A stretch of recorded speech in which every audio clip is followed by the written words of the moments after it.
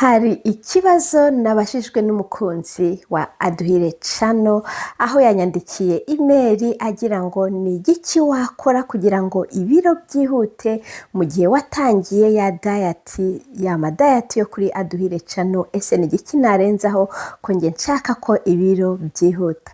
Igisubizo ni kimwe, kuko kiragutungura cyane wowe uri gukora diet mushyashya kuri Aduhire Channel, cyangwa se w'umusangwa ujya wibaza iki kibazo.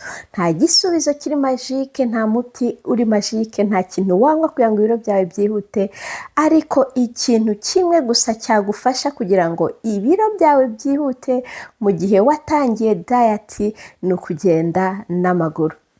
Kugenda n'amaguru ni byiza, cyane cyane kugenda umaze kurya, kuko bizafasha umubiri kugira ngo ukoreshe ya sukari yihuse wari umaze gufata.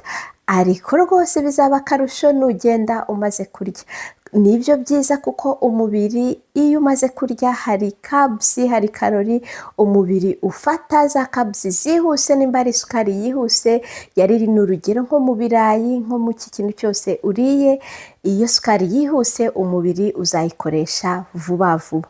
Ni urugero, uzafate umwana umuhe fanta murabizi harimo isukari, ni carbs mbi, ni za carbs rwose ziha imbaraga umubiri byihuse. Nyuma y'iminota mikeya uzabona umwana ari kwirukanka afite imbaraga zidasanzwe.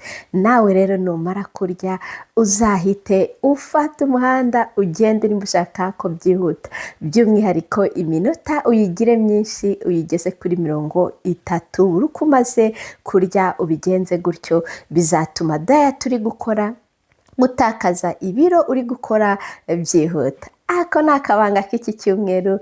Mugire umunsi mwiza cyangwa se umugoroba mwiza, naho kuri video yindi izakurikira. Bye bye.